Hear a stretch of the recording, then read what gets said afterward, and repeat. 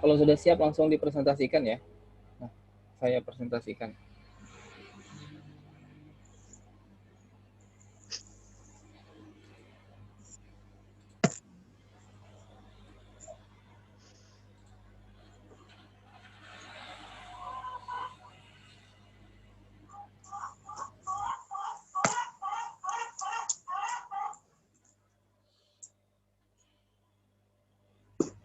Silahkan.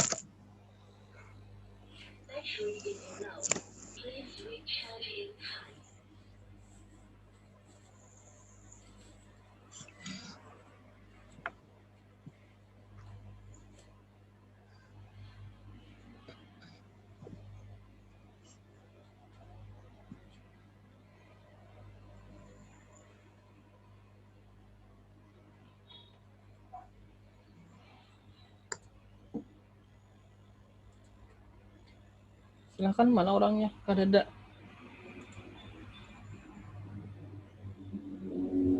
Sudah saya presentasikan. Nah,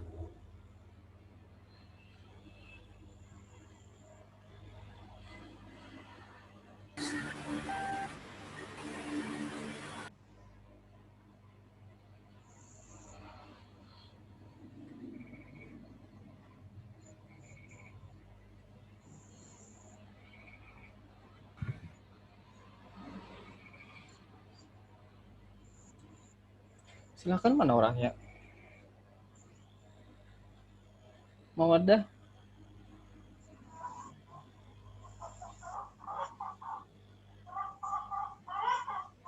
Moderatornya Julia Salsabila, Pak. Kenapa? Moderatornya Julia Salsabila. Ya, silahkan. Langsung jadi moderator, jadi nggak apa-apa. Langsung saya sendiri jadi moderator juga nggak apa-apa. Biar kalian fokus menjelaskan. Mulai aja.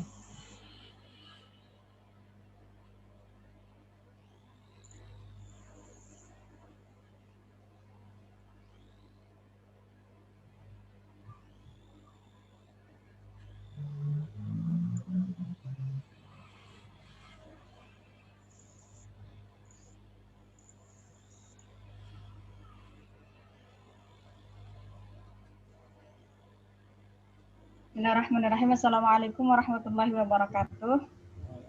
Saya Mawadah, perwakilan dari kelompok 5, menjelaskan tentang makalah relasi agama dan filsafat yang beranggotakan saya sendiri, Muhammad Ardi, Nahdia, Julia Salsabila, dan Rizky Fatimah.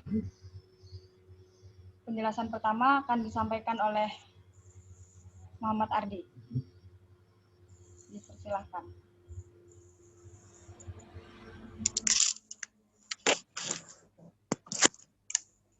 Oke, yang pertama adalah pengertian agama. Kata agama itu berasal dari bahasa Sanskerta yang berarti tidak, Sanskerta A yang berarti tidak, dan gam yang berarti pergi, tetap di tempat, diwarisi turun-temurun dalam kehidupan manusia. Agama memang merupakan kumpulan cara-cara mengabdi kepada Tuhan, dan semua cara itu terkumpul dalam kitab suci yang harus dibaca. Ajaran memang mempunyai sifat mengikat bagi manusia. Seseorang yang beragama tetap terikat dengan hukum-hukum dan aturan-aturan yang ditetapkan oleh agama. Dalam agama itu, Tuhan adalah pihak pertama yang mempunyai kekuasaan. Kekuatan yang lebih tinggi ditakuti juga diharapkan untuk memberikan bantuan dan bagi manusia.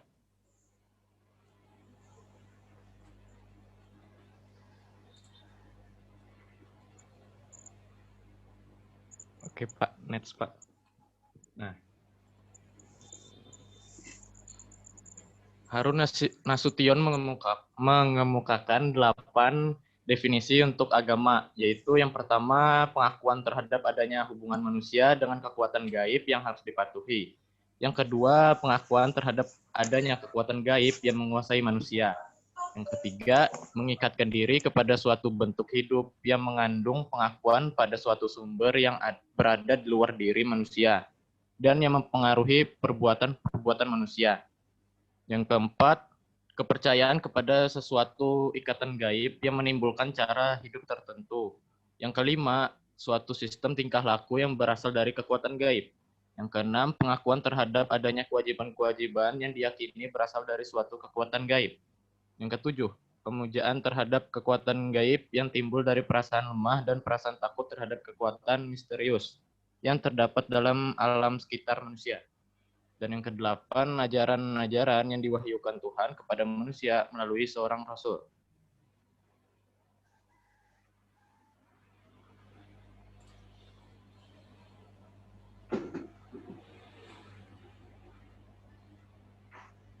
Terima kasih kepada Muhammad Ardi. Selanjutnya, materi akan disampaikan oleh Nahdia. Persilahkan. Dari 8 definisi di atas dapat diklasifikasikan bahwa terdapat 4 hal penting dalam setiap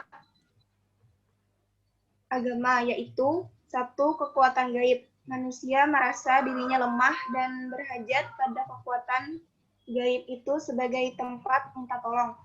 2. Keyakinan manusia bahwa kesejahteraan di dunia ini dan hidup akhirat tergantung pada adanya hubungan baik dengan kekuatan gaib itu. Dengan hilangnya hubungan baik itu, kesejahteraan dan kebahagiaan yang dicari akan hilang pula. 3. Respon yang bersifat emosional dari manusia. Respon itu bisa berupa rasa takut seperti yang terdapat dalam agama-agama primitif atau perasaan cinta seperti yang terdapat dalam agama-agama monoteisme. 4. Paham adanya yang kudus atau scared dan suci dalam bentuk kekuatan gaib, dalam bentuk kitab yang mengandung ajaran-ajaran agama itu dan dalam bentuk tempat-tempat tertentu.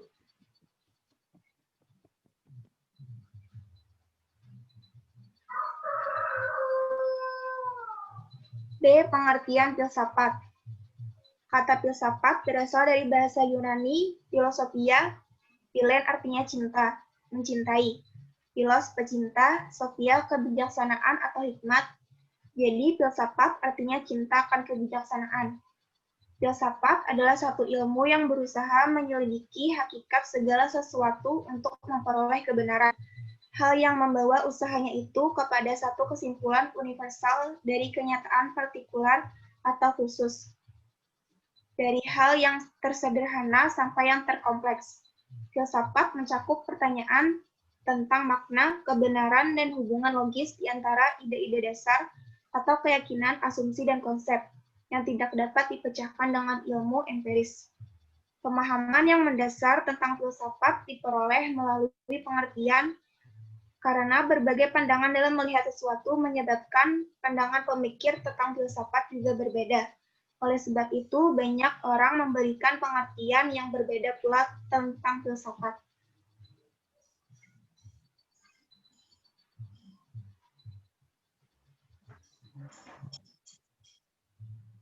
Terima kasih. Selanjutnya materi akan disampaikan oleh Julia Salsabila. Sekarang dipersilahkan.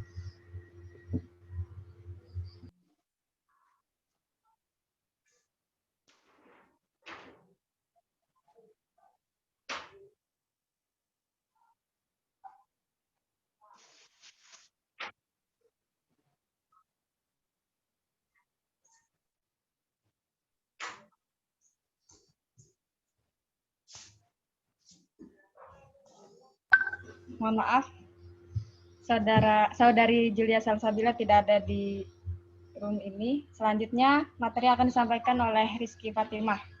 Dipersilahkan.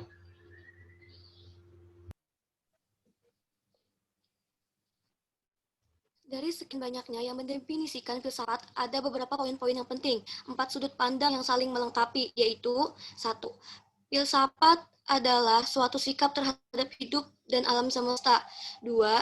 Suatu metode berpikir reflektif dan metode pencarian yang beralasan. 3. Filsafat adalah kumpulan masalah. 4. Filsafat merupakan kumpulan teori atau sistem-sistem pemikiran. 5. Filsafat merupakan ilmu pengetahuan kodrati. 6. Filsafat sebagai nilai.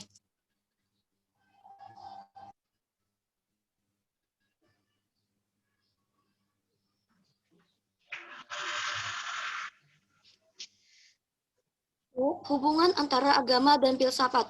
Agama dan filsafat memang secara epistemologis seringkali diposisikan pada tempat yang berbeda, saling berhadapan dan bahkan bertentangan.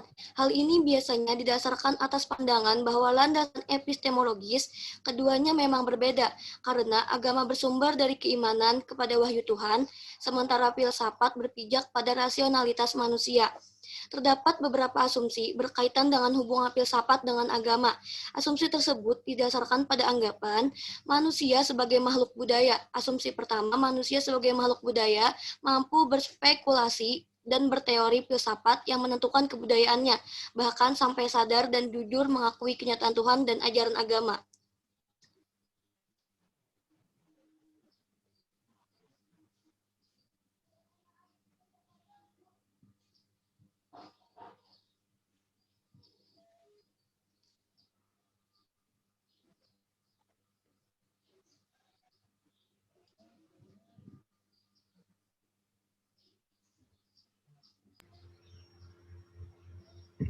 Terima kasih. Baik. Hubungan agama dengan filsafat dapat dinyatakan sebagai berikut. Agama adalah unsur mutlak dan sumber kebudayaan. Sedangkan filsafat adalah salah satu unsur kebudayaan. Agama adalah ciptanya Tuhan, sedangkan filsafat hasil spekulasi manusia. Yang ketiga, agama adalah sumber-sumber asumsi dari filsafat dan ilmu pengetahuan filsafat menguji asumsi-asumsi sains. Keempat, agama mempercayai akan adanya kebenaran dan kenyataan dogma-dogma agama, sedangkan filsafat tidak mengakui dogma-dogma sebagai kenyataan yang benar. Kenyataan tentang kebenaran.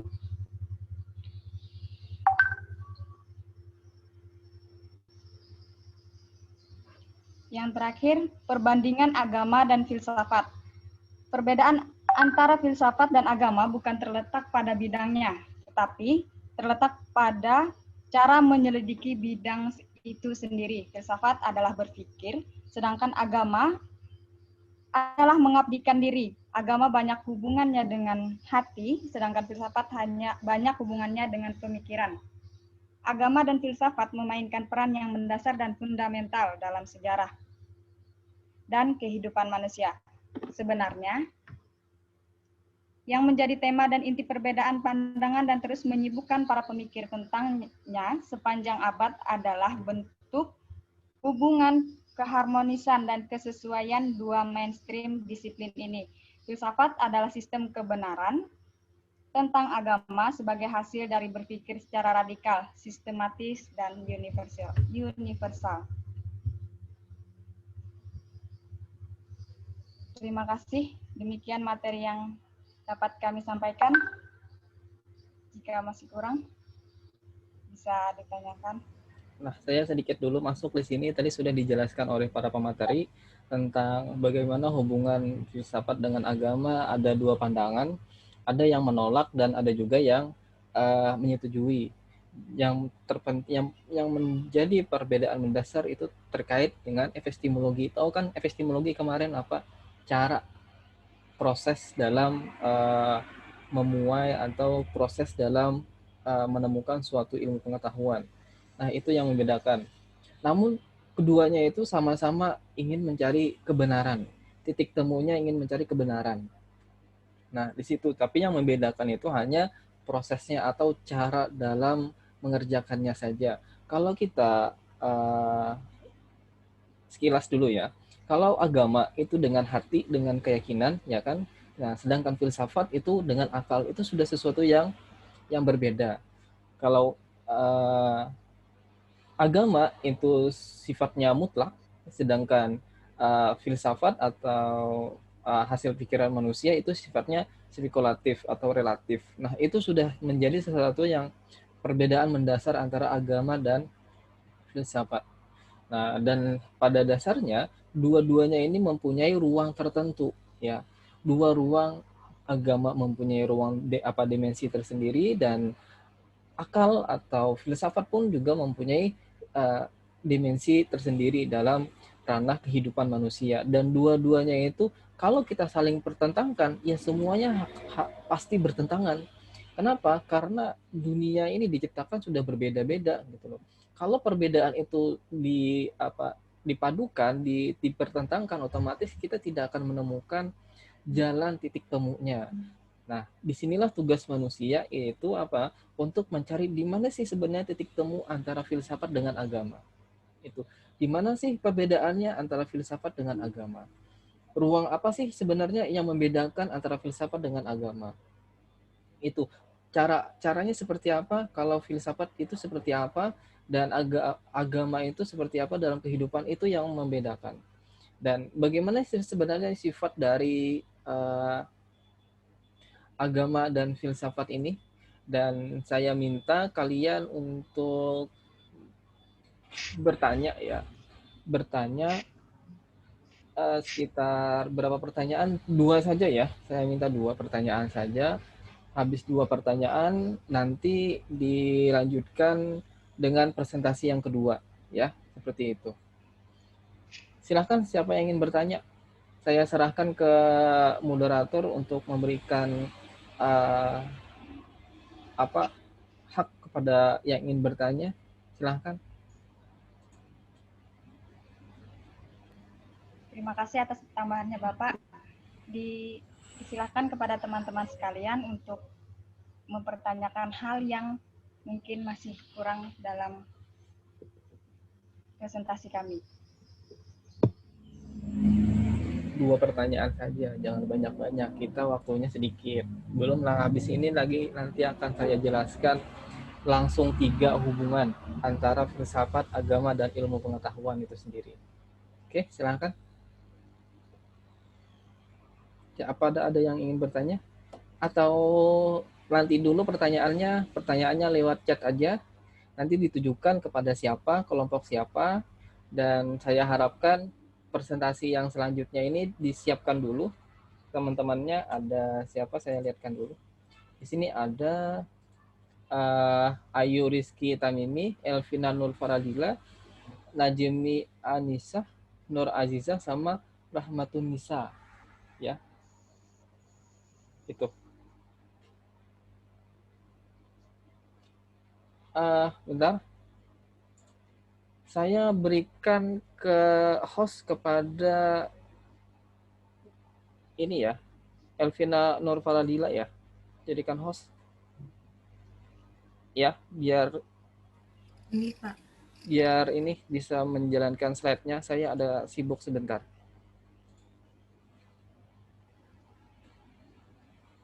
Silahkan langsung.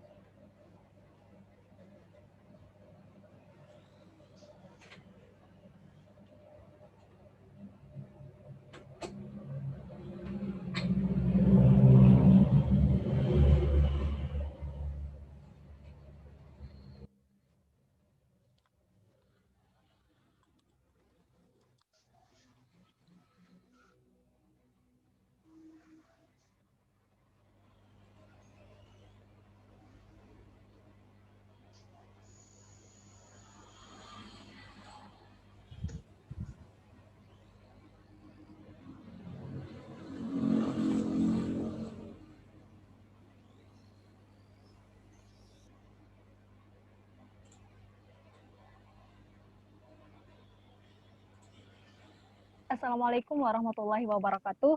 Selanjutnya akan dijelaskan oleh kelompok 6 yang beranggotakan saya sendiri, Rahmatunisa, Ayu Rizky Tamimi, Elviana Nur Fadila, Najmi Anissa, dan Nur Azizah. Kami akan menjelaskan tentang relasi filsafat dengan ilmu pengetahuan. Kepada Najmi Anissa, dipersilahkan.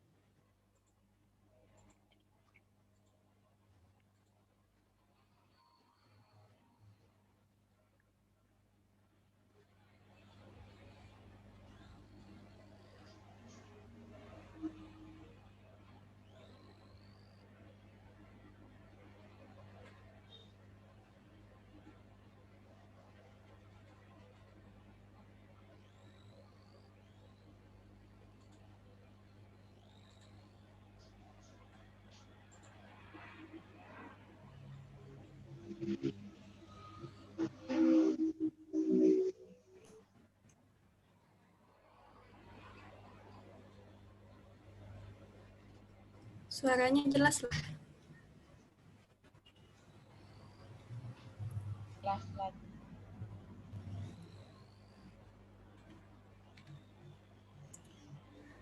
Pengertian filsafat, apa pengertian filsafat itu, maka kita bahas. Next. Untuk Kata filsafat berasal dari bahasa bentar. Untuk pengertian filsafatnya langsung aja. Sudah kan tadi dijelaskan di awal gitu loh.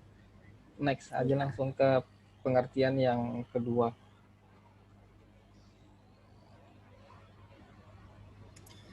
Selanjutnya sumber filsafat, sumber metode dan tujuan filsafat. Yang pertama yaitu sumber filsafat.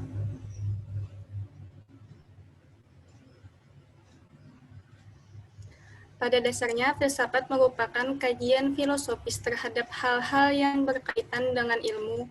Dengan kata lain, filsafat ilmu merupakan upaya pengkajian dan pendalaman mengenai ilmu, baik itu ciri substansinya, pemerolehannya, ataupun manfaat ilmu bagi kehidupan manusia. Filsafat adalah pengetahuan yang menyelidiki segala sesuatu yang ada secara mendalam dengan menggunakan akal sampai pada hakikatnya. Hakikat sendiri yaitu suatu prinsip yang menyatakan sesuatu adalah sesuatu itu adanya. Filsafat mengkaji sesuatu yang ada dan yang mungkin ada secara mendalam dan menyeluruh. Jadi filsafat merupakan induk segala ilmu. Next.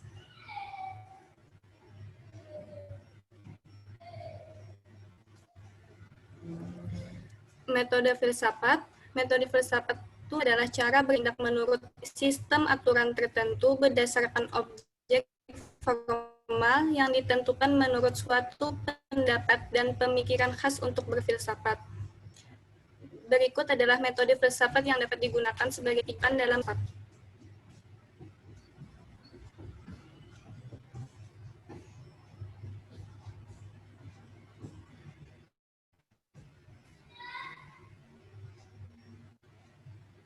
Baik, terima kasih kepada Najmi Anissa. Selanjutnya akan dibacakan oleh Ayu Rizky Tamimi. Kepada Ayu Rizky Tamimi, disilakan.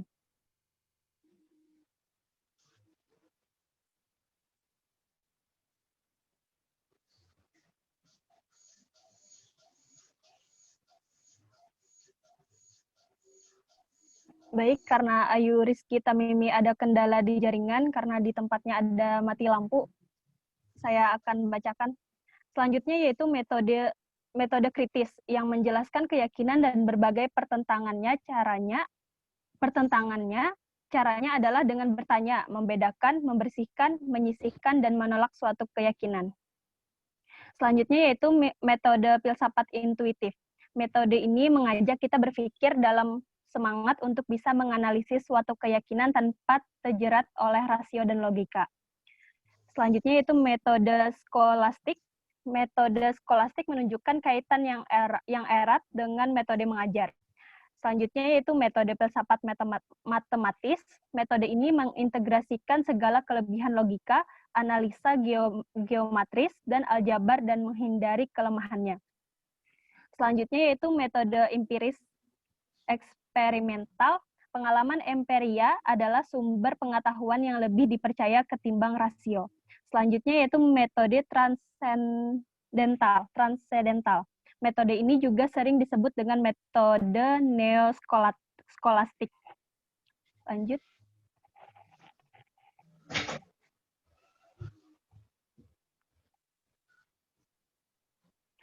Selanjutnya yaitu ada tujuan filsafat. Tujuan dari belajar filsafat ialah kita dapat berpikir secara kritis untuk menilai, memahami, ataupun berkata tentang suatu objek tertentu. Dan dapat berpikir logis, yaitu hasil dari pemikiran tersebut dapat diterima oleh akal yang sesuai dengan logika. Dan selanjutnya akan dilanjutkan oleh Nur Azizah. Kepada Nur Azizah disilahkan.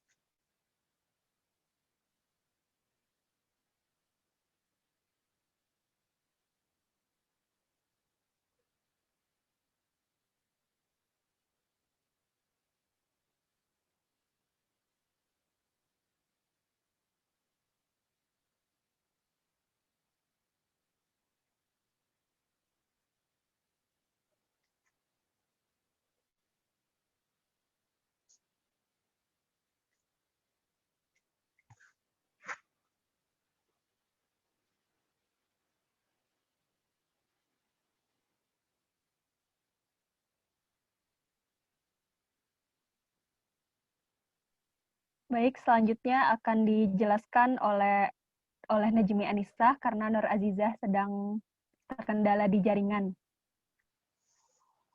Kepada Najmi Anissa disilahkan. Sumber, metode, dan tujuan ilmu. Sebut next.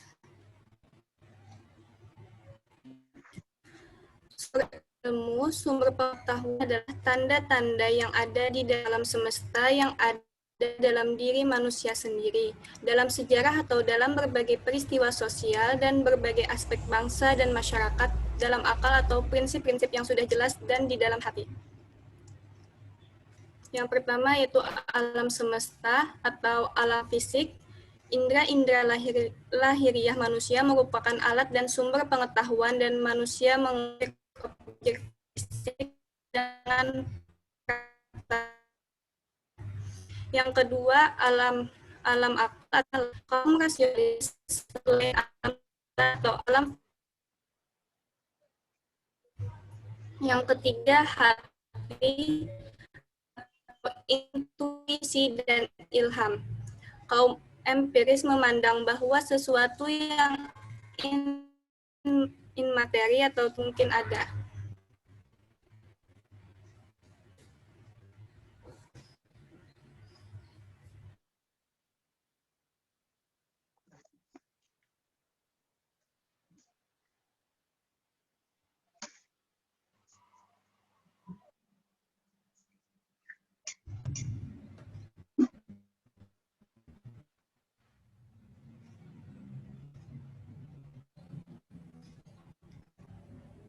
Selanjutnya yaitu metode ilmu.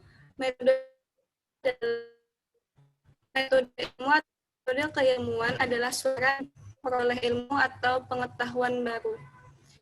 Nah, dari sebuah penyelidikan ilmiah atau penyelidikan keilmuan yang melaluinya. Disusun sebagai dugaan, ramalan, atau prediksi, serta pengujian-pengujian sahih atasnya.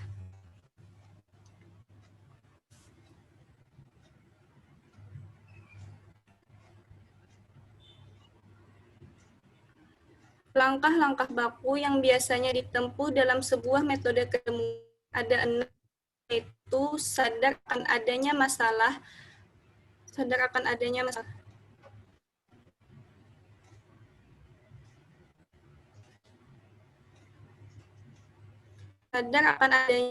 dan perumusan masalah, perumusan hipotesis, pengamatan, eksperimentasi dan pengumpulan data, penyusunan dan klasifikasi data, penyimpulan, dan terakhir pengujian atau verifikasi hasil.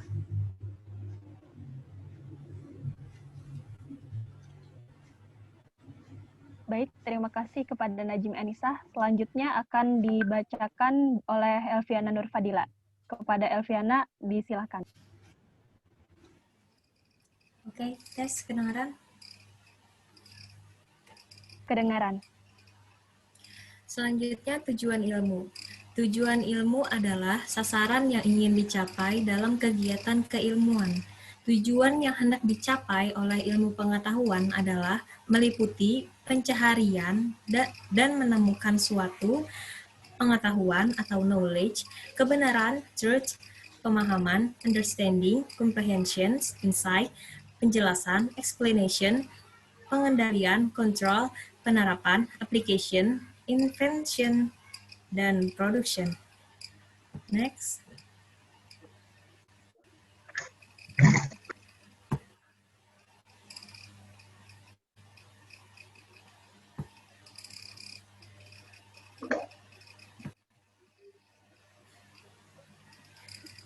Yang keempat, relasi filsafat dengan ilmu pengetahuan. Persamaan ilmu dan filsafat adalah bahwa keduanya menggunakan berpikir secara reflektif dalam upaya menghadapi atau memahami fakta-fakta dunia dan kehidupan.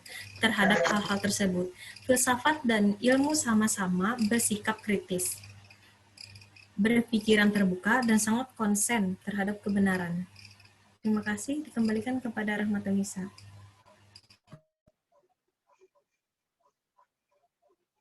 Baik, terima kasih pada Elviana. Selanjutnya ini Kak Pak, sesi pertanyaan lah.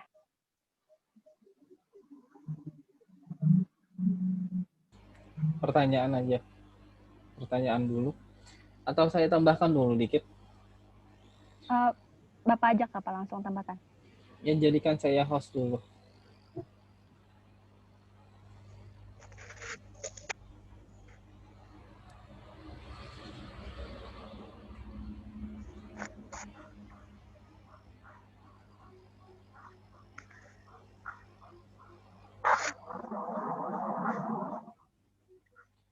Jadikan aja dulu saya hostnya ya. Oke. Nah, tadi sudah dijelaskan kawan kita apa itu pengetahuan, apa itu ilmu sebenarnya, terus lagi apa sebenarnya metode ilmu dan tujuan ilmu itu apa saja. Nah, kira-kira di mana yuk titik temunya? Adakah sudah yang bisa mengetahui? Ada yang bisa mengetahui kah titik temunya di mana? Nah, kalau di sini, kalau persamaan ilmu dengan filsafat adalah bahwa keduanya menggunakan berpikir. Iya, berpikir secara reflektif dalam upaya menghadapi atau memahami fakta-fakta dunia dalam kehidupan. Terhadap hal-hal tersebut, filsafat dan ilmu sama-sama bersikap kritis, berpikiran terbuka, dan sangat concern terhadap kebenaran itu. Ini salah satu titik temunya. Di antaranya mereka sama-sama bersumber dari akal pikiran, ya kan? Nah, perbedaannya kalau ilmu pengetahuan itu lebih spesifik, sedangkan filsafat itu meskipun dia spesifik juga, tapi cakupannya itu sangat luas, ya. Itu.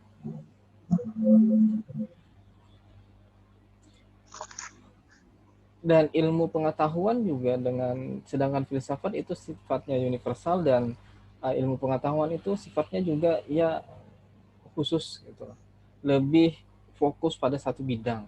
Nah, itulah mengapa diperlukan suatu berpikir yang sistematis. Kalau ilmu pengetahuan tanpa berpikir sistematis, maka ilmu pengetahuan itu tidak jadi ilmu jadinya. Maka dari itu, suatu ilmu itu harus didasari dengan filsafat. Makanya kan dari kemarin saya bilang, semua ilmu pengetahuan itu pasti ada unsur-unsur filosofisnya. Setidaknya ada 3, yaitu ontologi, epistemologi, dan aksiologi. Nah, di situ yang membedakan. Jadi, filsafat itu payungnya, sedangkan di bawahnya itu merupakan apa yang dipayungi, yaitu ini ilmu-ilmu pengetahuan sifatnya umum, baik itu ilmu alam, sosial humaniora, atau dan lain sebagainya. Nah, itu. Nah, untuk itu silahkan dulu kalian ingin bertanya. Silahkan kalian bertanya. Saya berikan waktu dulu sekitar 15 menit untuk kalian bertanya. Siapa yang ingin bertanya silahkan. Langsung speak up aja nggak apa-apa.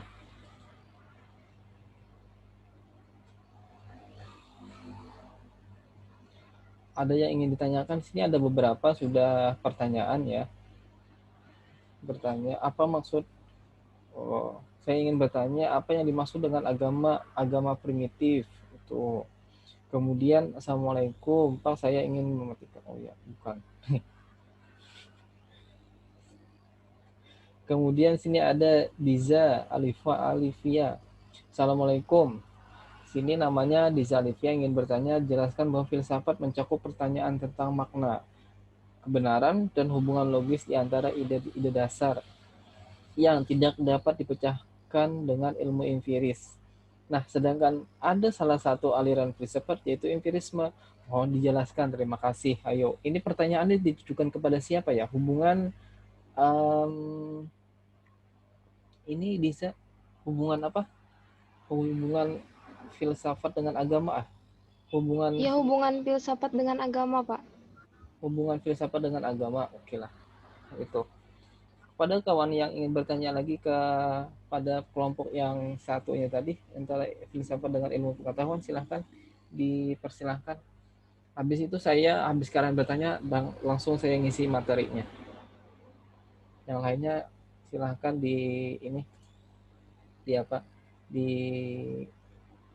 disiapkan jawabannya.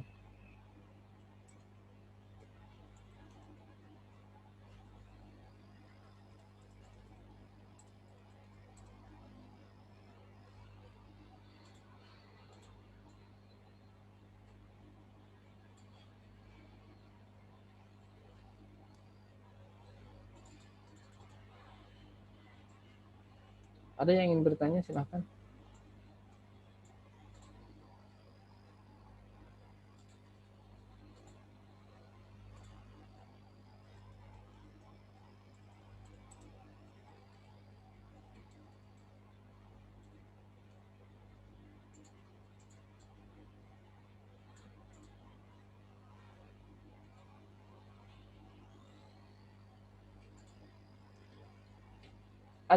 Ada yang bertanya? Tidak ada yang bertanya kah? Atau paham sudah semuanya? Ya sudah, kalau tidak ada langsung saya ini aja ya. Langsung saya jelaskan saja PowerPoint saya tentang hubungan filsafat, agama, dan ilmu pengetahuan. Sebenarnya PowerPoint ini masih dalam proses pembuatan dan ini juga akan berhubungan dengan pengantar integrasi ilmu. Nah, di situ makanya nanti ada sangkut pautnya antara pengantar filsafat dengan pengantar integrasi ilmu. Sangkut pautnya di mana? Di tema relasi filsafat, agama, dan ilmu pengetahuan. Di situ di mana sumbernya, di mana bagaimana titik temunya, di mana perbedaannya, itu akan kita lihat nanti. Bagaimana sih sebenarnya model-model integrasi atau relasinya itu dalam ilmu pengetahuan agama dan filsafat.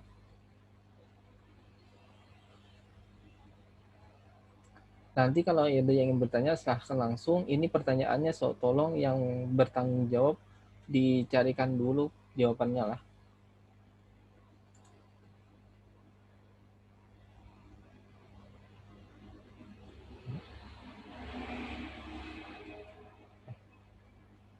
Enggak ada. Enggak ada.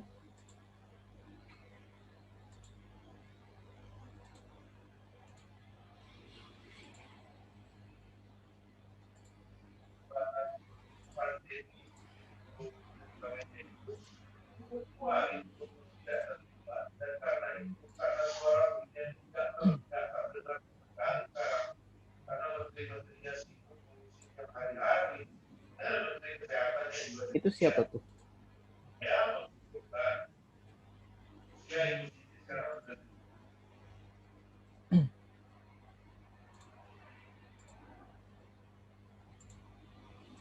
Jelaskah kelihatan?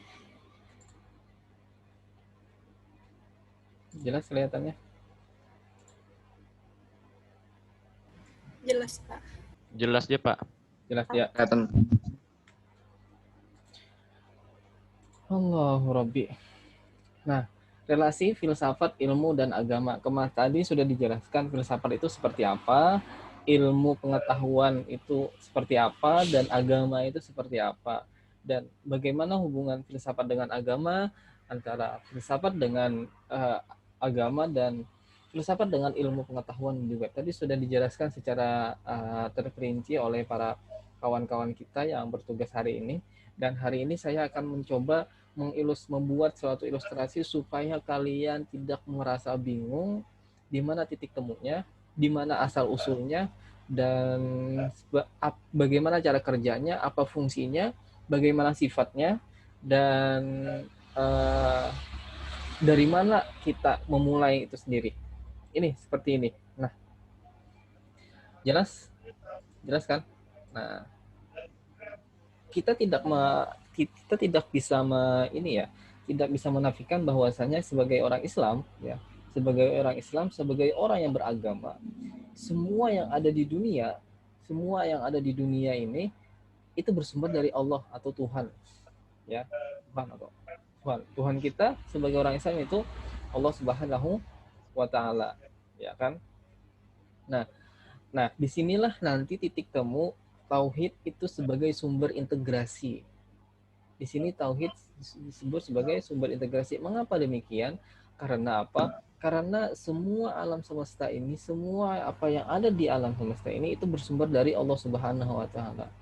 Dan kita secara tidak langsung ketika kita melakukan penelaahan, berpikir, itu ujung-ujungnya apa? Akhir-akhirnya itu pasti,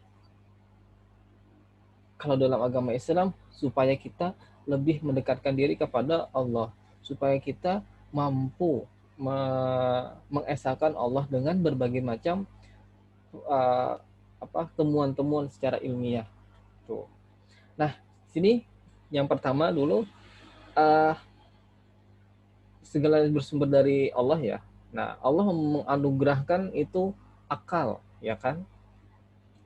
Dari filsafat dulu kita rinci, kemudian akal itu diturunkan kepada manusia. Kemudian agama itu kan kalau kita sebut sebagai agama monoteistik itu yang bersumber dari wahyu dari Allah Subhanahu wa Ta'ala. Itu bersumber, kalau tadi sumbernya akal, sedangkan agama itu sumbernya wahyu, ya kan? Nah, di situ dulu. Dan sedangkan ilmu pengetahuan juga itu ditujukan kepada akal pikiran manusia, gitu. Dan ditujukan kepada manusia. Filsafat itu ditujukan kepada manusia juga, filsafat ditujukan kepada manusia, ilmu pengetahuan pun juga ditujukan kepada manusia, ya, manusia. Beda halnya dengan agama atau wahyu. Wahyu ini dibawa oleh malaikat Jibril dan diturunkan kepada sama manusia, tetapi manusia pilihan, ya. Manusia pilihan itu siapa? Nabi dan Rasul, para Rasul utamanya. Tuh dulu. Sini sudah beda ya kan, ada memiliki kesamaan, filsafat memiliki kesamaan juga, agama juga sama manusia, tapi manusia pilihan. Kemudian tujuannya untuk apa? Tujuannya, sedangkan filsafat tujuannya untuk mencari suatu kebenaran atau kebijaksanaan. Ya, filsafat itu. Sedangkan agama itu sama tujuannya kebijaksanaan dan kebenaran. Tetapi ini disimbolkan atau dikukuhkan sebagai risalah atau ajaran jadinya. Ya. Sedangkan ilmu pengetahuan itu tujuan apa? Untuk pembuktian hal-hal yang sifatnya spekulatif masih. Pembuktian keilmiahan melalui apa? Melalui metode-metode ilmiah. Nah, metode ilmiah itu nanti ada observasi, ada berpikir analitis, ada macam-macam metode-metode ilmiahnya. Itu yang nanti akan ketemu di mata kuliah metodologi penelitian. Kemudian sedangkan agama ini itu diturunkannya pakai apa metodenya? Metodenya yaitu iman, ya kan? Iman. Oleh sebab itu tadi ada sebagai pemateri menjelaskan itu berkenaan dengan hati, ya. Dengan keimanan kita mengimani.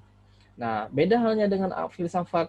Filsafat itu metodenya, caranya itu dengan aktivitas berpikir, ya.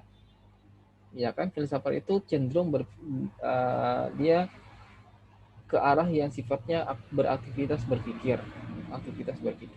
Aktivitas berpikir seperti apa? Yang sistematis, universal, yang sampai ke akar, spekulatif, dan semua ciri-ciri filsafat itu. Nah, dan bagaimana sih sebenarnya sifat dari kebenaran itu? Filsafat itu sifatnya relatif. Kalau orang berfilsafat, hasil pikiran dari manusia itu sifatnya relatif, ya kan? Bisa benar, bisa salah. Nah, beda halnya dengan agama. Agama ini karena kita meyakini dengan keimanan, maka sifatnya itu adalah mutlak, ya. Sifatnya mutlak, tidak bisa diganggu gugat. Kalau kata agama haram, ya sudah haram, gitu loh. Kalau kata agama halal, halal. Itu, dan itu tidak bisa diganggu gugat. Mana mungkin haram bisa jadi halal. Tuh. Kecuali ada hal-hal yang memang diperbolehkan dalam ketentuan agama. Nah, sama halnya juga dengan filsafat, ilmu pengetahuan sifatnya relatif dan spekulatif. Kenapa sebenarnya filsafat dengan ilmu pengetahuan memiliki kesamaan? Karena apa? Karena sama-sama dari manusia dan sumbernya pun dari akal pikiran manusia. Nah, itu. Nah, kemudian ilmu pengetahuan lagi. Ilmu pengetahuan, tujuan dari ilmu pengetahuan atau akhir dari ilmu pengetahuan untuk apa? Sini fungsinya. Fungsi ilmu pengetahuan yang pertama itu menjelaskan, ya. Menjelaskan sesuatu yang sifatnya abstrak, dijelaskan. Kemudian ilmu pengetahuan itu bisa memprediksi. Contoh, saat ini Indonesia sedang menghadapi cuaca yang disebut dengan cuaca ekstrim atau bisa juga disebut dengan cuaca La Nina. Nah, itu merupakan suatu prediksi. Dan Kalimantan Selatan diantaranya puncaknya nanti di bulan Desember akan tingkat curah hujannya semakin tinggi. Nah, itu bagian dari memprediksi. Selain itu juga ilmu pengetahuan ini juga bisa memprediksi bulan kita puasa kapan, kemudian 1 Syawal kapan, gitu loh. Itu sudah bisa diprediksi, dan itu semua yang prediksi itu adalah ilmu pengetahuan. Dan yang ketiga itu adalah mengendalikan. Apa yang dikendalikan? Apa saja yang sifatnya kehidupan manusia. bisa mengendalikan awan, bisa ilmu pengetahuan. Kemudian kita ini terlalu panas, dikendalikan dengan membuat suatu hujan buatan, bisa. Nah, itu bisa mengendalikan. Kemudian agama itu sifatnya itu juga fungsional, dia langsung praktek, tidak ada sifatnya teori, ya, tidak ada sifatnya teori. Dan agama ini sesuatu yang perintahnya mutlak fungsional, hablum minallah, hablum minannas, apalagi hablum minal alam. Nah, itu sifatnya fungsional.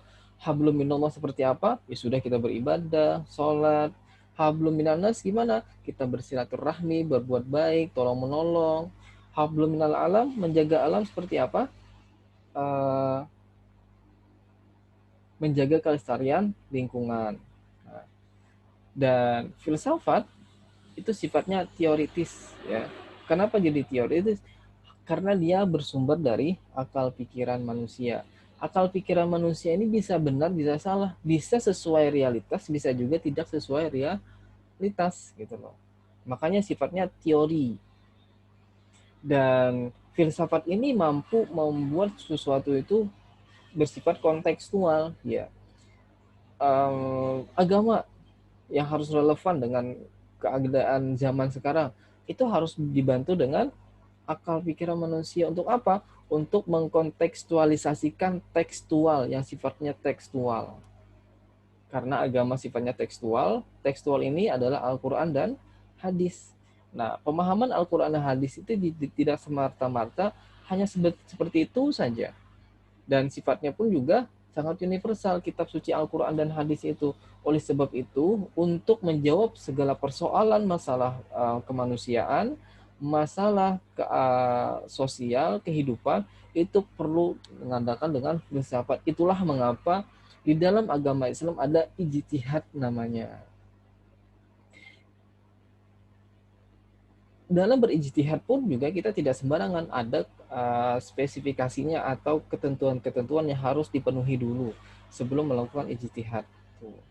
Nah, sedangkan ilmu pengetahuan itu untuk pengujian benar atau tidak.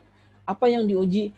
Apa yang ada di dalam akal pikiran manusia dan apa yang ada di dalam teks-teks keagamaan. Makanya beberapa kali sudah saya jelaskan, agama itu sebenarnya ilmiah, ya, agama Islam itu ilmiah. Kenapa? Karena ada beberapa sudah yang terbukti, seperti beberapa kali saya jelaskan perbedaan antara air tawar dengan air asin, kemudian lagi sebenarnya di dalam tingkatan langit itu memiliki 7 lapis, ya, 7 lapis, yaitu ada atmosfer, di atas atmosfer ada termosfer dan lain sebagainya. Itu yang melindungi bumi dari serangan-serangan ruang angkasa. Nah, itu juga. Dan filsafat pun juga sifatnya kontekstual, pengujian. Apakah pengujian dari apa yang dipikirkan itu bisa berhasil atau sesuai dengan kenyataan? Bisa juga untuk menjawab suatu persoalan, bisakah atau tidak.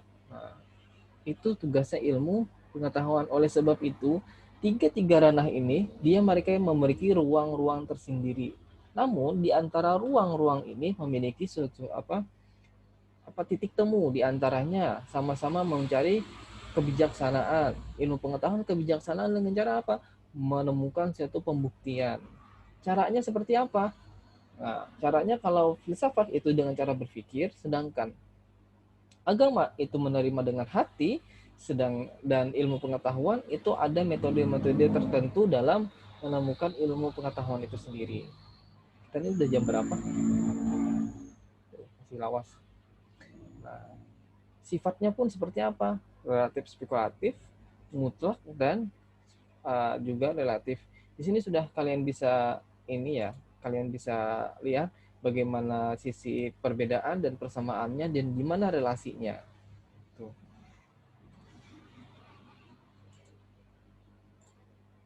Nah, ini. Oke, Bentar dulu.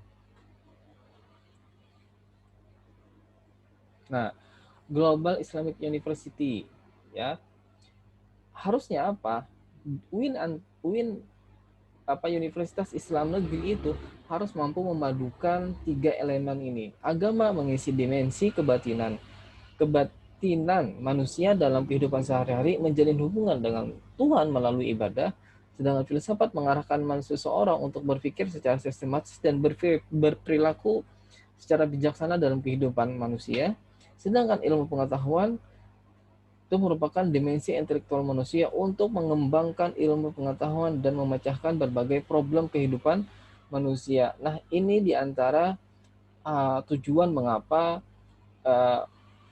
Universitas Islam, diantaranya Islam Negeri di Indonesia ini atau perguruan manapun sudah mampu mengkombinasikan, ya, mengintegrasikan 3 elemen ini. Kenapa? Karena 3 elemen ini merupakan salah satu yang terpenting dalam pengembangan ilmu pengetahuan. Kalau orang itu tidak mampu memahami 3 elemen ini, maka dia tidak akan mampu mengembangkan ilmu pengetahuannya itu sendiri. Nah, kalau di UIN itu ada hadratan nos, bahasa Arabnya, ada hadratan nos, hadratan al-ilmu, hadratan al-falsafah. Agama, ilmu pengetahuan, dan filsafat, semuanya itu harus berkontribusi dalam pengembangan ilmu. Itulah yang disebut dengan UIN atau Universitas Islam Negeri di Indonesia. Dan semuanya ini harus terjalin kerjasama satu dengan yang lainnya. Bentuknya seperti apa? Nah, ini dia. Ini merupakan paradigma agama dan sains non-dikotomik. Istilahnya tidak ada pensekat antara ilmu A, B, C, D, E, F, G, dan lain sebagainya. Dan sama kayak tadi, susunannya dari Allah Subhanahu wa taala kemudian turun kepada para nabi dan rasul. Mana nabi dan rasul ini dia terbagi lagi menjadi 2, ya. Ada kitab Allah, Al-Qur'an, ada juga sunnah para nabi dan rasul. Tujuannya apa? Tujuannya untuk memecahkan masalah manusia. Dan semua ini ditujukan disebut sebagai agama, dikatakan agama. Dan agama itu disebut dengan hadratan nos atau peradaban teks. Nah, peradaban teks ini tidak akan mampu menjawab segala persoalan masyarakat dunia saat ini kalau tidak dibarengi dengan hadratan falsafah, dengan hadratah al-ilmu atau peradaban filsafat, ya, atau peradaban ilmu pengetahuan. Nah, dan semuanya ini kauliyah, itu dogma, kauniyah, nafsiyah, ilmiah. Nah, ini merupakan salah satu titik temu, ya, titik temu antara agama, filsafat dengan ilmu pengetahuan. Agama sifatnya abadi, sedangkan ilmu pengetahuan itu sifatnya kita cari, diperoleh, ya. Dan di sini juga ada natural science dan sosial humanitis, ya. Itu sifatnya juga dicari. Yang sifatnya dogma atau ajaran tadi itu sifatnya adalah hadratun nos. Tuh. Selanjutnya ini, dalam menjalin suatu ilmu pengetahuan, jangan sampai kita memakai nalar kita itu hanya satu saja. Jangan sampai. Kenapa? Kalau kita hanya memakai nalar tekstual normatif, maka kita agamanya itu seperti itu saja, tidak bisa berkembang. Tidak mampu menerima suatu pembaharuan yang baru. Dikit-dikit bid'ah, dikit-dikit salah, dikit-dikit ini. Nah, oleh sebab itulah mengapa harus dibarengi dengan nalar bayani dan nalar irfani. Fungsinya untuk apa? Untuk mampu memberikan suatu penjelasan terhadap pengetahuan terhadap agama itu sendiri. Ini. Dan ini salah satu model dari integrasi ilmu yang ada di Indonesia, dan ini punyanya UIN Sunan Kalijaga itu adanya. Disebut dengan jaring laba-laba. Makanya kan di tengahnya itu ada Al-Qur'an, kemudian metode dan pendekatan, selanjutnya ilmu-ilmu keislaman, kemudian ilmu-ilmu umum, dan ini merupakan dari isu-isu yang saat ini beredar di dunia. Mengapa jadi jaringnya ini terputus-putus? Itu menandakan apa? Supaya antar ilmu, antar struktur ilmu pengetahuan dengan agama, filsafat dengan agama, ilmu sejarah dengan filologi, etika, hermeneutika, itu supaya bisa menjawab tantangan-tantangan yang ada di lingkaran terakhir ini. Baik itu masalah ekonomi, masalah teologi, masalah keadilan manusia atau hak asasi manusia, politik ya, kebudayaan, gender, dan masalah lingkungan dan lain-lain sebagainya ya. Ini diantaranya saja. Inilah mengapa semua ilmu pengetahuan itu harus tertuju, harus bersumber pada Al-Quran dan Sunnah. Karena apa? Karena kita sebagai orang Islam harus mampu mengembangkan keilmuan kita itu sendiri dengan berbagai macam pendekatan. Nah, beda halnya dengan ini. Kalau ini ya akarnya itu ada Pancasila, bahasa Arab, bahasa Inggris, filsafat, ilmu alamiah dasar, dan sosial.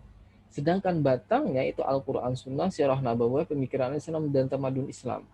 Dan ranting-rantingnya itu adalah ilmu pengetahuan sifatnya spesifik. Ada ilmu kesehatan, psikologi, informatika, humaniora dan budaya, tarbiyah, fisika dan kimia. Nah, kenapa akarnya itu tidak Al-Quran dan Sunnah? Kenapa?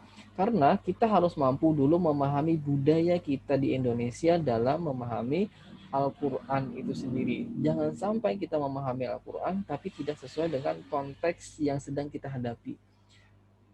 Itu sebenarnya sudah dijelaskan oleh para imam, 4, Imam Hanafi, Imam Malik, Imam Hambali, dan Imam Syafi'i. Dan mereka memahami Al-Quran, memahami Sunnah itu sesuai dengan konteks sosial geografi. Makanya yang pertama itu harus Pancasila, ya kan? Jangan sampai negara kita itu dijajah lagi. Kalau negara kita dijajah, maka kita tidak akan damai dalam menjalankan ibadah. Ini punya Maulana Malik Ibrahim kalau nggak salah. Pohon ilmu namanya. Beda halnya dengan ini juga. Nah, ini beda lagi. Kalau ini, kalau nggak saya hilaf punya si UIN Surabaya kalau nggak salah ya. Nah, ini model-model integrasi yang ada di Indonesia. Makanya kan sudah saya bilang dari awal, sumber itu merupakan dari Allah Subhanahu wa taala. Hanya saja yang lain ini merupakan pengembangan dari konsep dari ini sendiri. Nah, ini juga ini saya dapatkan dari UIN Wali Songo ya. LPM UIN mana lupa ya saya. Nah, ini juga merupakan salah satu paradigma unity of science dalam UIN Wali Songo. Iya, sama semuanya menumpukan sesuatunya pada konsep ketauhidan. Kenapa? Karena untuk seseorang itu bisa terjun langsung dan berkecimpung dalam dunia pengetahuan itu, setidaknya keislaman itu harus kuat, ketauhidannya itu harus kuat, supaya apa? Ketika dia nanti mengembangkan ilmu, dia takjub dengan ilmu yang dikembangkannya, dan sehingga dia bisa kembali dan meningkatkan keimanannya kepada Allah Subhanahu wa taala. Nah, itu dari tadi beberapa penjelasan dari saya tentang tambahan yang hubungan relasi agama, filsafat, dan ilmu pengetahuan yang kita bahas saat ini. Untuk itu, Selanjutnya, saya serahkan kepada kelompok pertama untuk menjawab pertanyaan-pertanyaan kawan-kawan yang ada di chat. Silahkan, siapa yang ingin menjawab terlebih dahulu?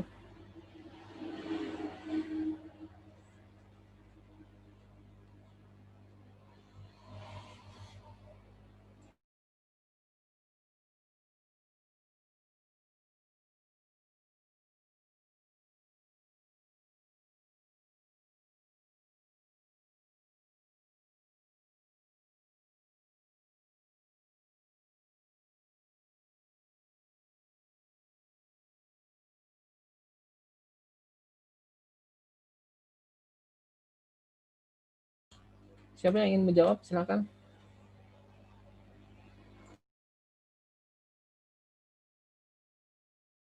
Hanya saya bacakan nih. Yang pertama,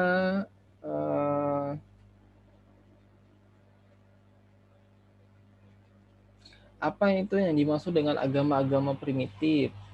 Silahkan dijawab. Supaya jam 12 kena, kita ampihan. Gitu loh. Soalnya kita zuhur itu jam 12:04 kayak 15 menit lagi. Silakan. Izin menjawab pertanyaan dari Henry yang apa yang dimaksud dengan agama-agama primitif. Agama-agama primitif adalah suatu rangkaian kegiatan yang dipraktekkan dalam kehidupan masyarakat primitif yang bersumber dari para leluhur untuk mendekati Tuhan dan menemukan ketenangan batin.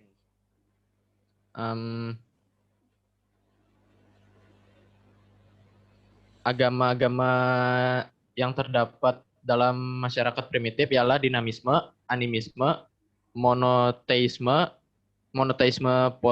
politeisme. Ya, itu sekian dari saya. Apakah bisa dipahami?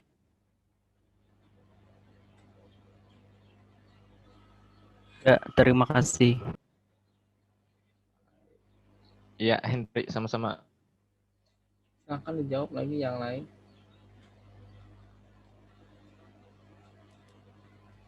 Izin menjawab pertanyaan dari Diza. Filsafat mencakup pertanyaan tentang makna, kebenaran, dan hubungan logis di antara ide-ide dasar yang tidak dapat dipecahkan dengan ilmu empiris.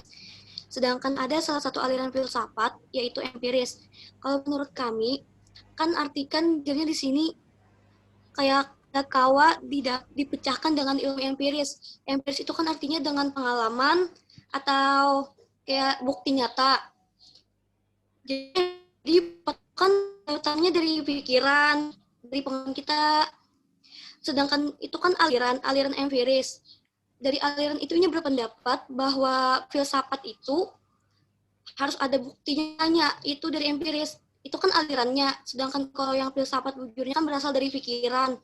Kalau dari aliran itu berpendapat bahwa filsafat itu berasal dari pengalaman. Mohon maaf bila ada kekurangannya. Gimana, Diza? Mana orangnya Diza Alifia? Nah, Ya, maksudnya terima tuh kayak kasih. ya, maksudnya seperti ini. Dijelasin pertanyaan tentang makna, ya kan, kebenaran dan hubungan logis antara ide-ide dasar. Ide-ide dasar yang tidak dapat dipecahkan secara empiris. Bahwa filsafat mencakup pertanyaan tentang makna, ya kan, makna terdalam, ya, masalah ontologis. Nah, kebenaran dan hubungan logis antara ide-ide dasar yang tidak dapat dipecahkan dengan ilmu empiris. Nah, sedangkan ada salah satu aliran yaitu empirisme. Sedangkan ada salah satu aliran filsafat yaitu empirisme. Mohon penjelasannya, terima kasih. Maksudnya apa yuk? Filsafat mencakup pertanyaan tentang makna, kebenaran, dan hubungan logis di antara ide-ide dasar yang tidak dapat dipecahkan dengan ilmu empiris. Sedangkan ada dalam filsafat itu ilmu empiris, ya seperti itu ya pemahamannya. Nah, ya di antaranya ya memang orang-orang empirisme itu akan menolak sesuatu yang sifatnya hanya sifat logis saja. Makanya kan kemarin itu di awal-awal pengantar filsafat itu ada pertentangan antara aliran rasionalisme apa yang sedang dipikirkan dengan aliran empirisme yang terjadi atau yang dialami oleh manusia itu sendiri. Nah, itu. Nah, oleh sebab itu, memang dua-dua ini bertentangan, tapi ada hal kehidupan manusia yang itu harus dijawab dengan pengalaman manusia. Ada juga yang tidak setiap masalah manusia itu bisa dijawab dengan pengalaman, bisa juga dengan akal rasional gitu loh. Ada kan seperti itu, kayak makhluk gaib gitu loh. Itu nggak rasional sebenarnya, tapi bagaimana caranya? Ya sudah dijelaskan bagaimana eksistensi Tuhan itu dengan filsafat. Nah, akhirnya apa? Menimbulkan ilmu teologi akhirnya, atau ilmu tauhid, bagaimana cara mengesahkan Allah gitu loh, dalam Islam. Nah, itu kan dalam ranah filsafat jadinya. Bagaimana sih sebenarnya ingin membuktikan Tuhan kalau dalam umum ya, bukan dalam Islam. Umum gimana caranya? Ya kita harus, makanya di beberapa wilayah ini ya, di awal-awal Islam itu banyak pemikiran-pemikiran tentang bagaimana sih sebenarnya Allah itu menciptakan bumi. Ada teori emanasi, ada teori emanasi, saya ingatnya emanasi. Kemudian ada juga teori tentang Big Bang, ya kan? Semua itu filsafat yang punya. Kenapa? Karena sumbernya dari akal. Bagaimana mereka mencoba merasionalisasikan sumber-sumber penciptaan alam semesta. Nanti kalian akan ketemu itu di filsafat Islam kalau nggak salah. Ya, kalau ini kan pengantar filsafat, jangan terlalu jauh dulu, santai ya. Nah, itu yang kadang tidak bisa dijawab oleh empiris ya, dan hanya bisa dijawab oleh rasional. Itu jawaban dari saya. Dan dua-duanya memiliki dimensi yang berbeda, dan dua dimensi rasional dan empiris ini pada dasarnya bertentangan, dan pada akhirnya kan sejarahnya itu disatukan, didamaikan oleh aliran kritisisme. Supaya apa? Supaya mereka itu tidak bertentangan lagi. Makanya didamaikan oleh aliran kritisisme itu sendiri. Tuh. Ada lagi yang ditanyakan? Silahkan. Serahlah pertanyaannya. Jawabannya sudah ada. Jawabannya sudah ada. Jawaban pertanyaannya sudah habis.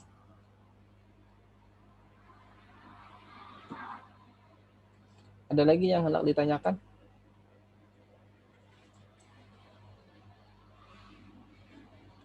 Dari kelompok pertama ada?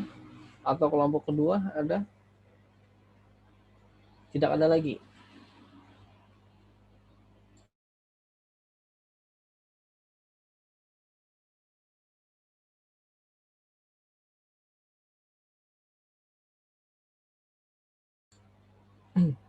Kalau tidak ada lagi, silahkan kelompoknya masing-masing ditutup dulu presentasinya. Silahkan siapa yang ingin menutup. Kelompok 2 aja lah. Silahkan dari kelompok 2 tutup presentasinya. Siapa dari kelompok 2? Inggih, Pak. Kelompok. Terima kasih banyak kepada Bapak Ridatullah Asyabani MAG yang telah mengizinkan kami dan memberikan materi tambahan materi. Demikian presentasi yang dapat kami sampaikan. Saya selaku moderator memohon maaf yang sebesar-besarnya apabila ada kata-kata dari kami yang kurang berkenan.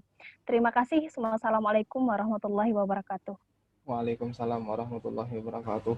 Dan saya ingatkan lagi ya, jangan sampai kalian lupa untuk mengisi absen dan review ini ya, penilaian dosen dalam mengajar. Tuh, jangan lupa. Dan itu dari fakultas sebenarnya, bukan dari saya. Itu dari fakultas yang meminta. Nah, itu. Dan saya ingatkan lagi, jangan lupa kalian untuk mengisi absen online di Google Form yang telah disediakan oleh fakultas. Dan juga yang paling terpenting jangan lupa untuk mengerjakan tugas OTS-nya. Nanti tugas OTS-nya kalau kalian sudah dijawab semuanya, sudah saya tutup dalam pengirimannya, baru kita bahas satu-satu ya. Itu. Baru kita akan bahas satu-satu dari alur cerita itu seperti apa sih. Nah, itu nanti. Hati-hati kalian dalam menjawabnya. Per kata, per kalimat harus kalian perhatikan. Baik itu jawab pertanyaan atau alur ceritanya. Biasanya yang banyak yang terkecoh itu mahasiswa di pertanyaan. Tuh, di pertanyaannya. Ya, sampai di sini dulu perjumpaan kita. Semoga kita nanti dipertemukan lagi di lain waktu. Dan semoga apa yang kita pelajari hari ini bisa bermanfaat dan berguna sekarang dan yang akan datang. Terlebih-lebih supaya kita lebih dekat kepada Allah Subhanahu wa taala dengan ilmu yang kita miliki dan kita pelajari. Amin amin ya rabbal alamin. Apabila saya ada salah dan hilaf dan segala kekurangan, saya mohon maaf. Kita tutup dengan mengucapkan hamdalah. Alhamdulillahirabbil alamin. Wabillahi taufiq wal hidayah wa ridha wal inayah. Wassalamualaikum warahmatullahi wabarakatuh. Waalaikumsalam warahmatullahi wabarakatuh.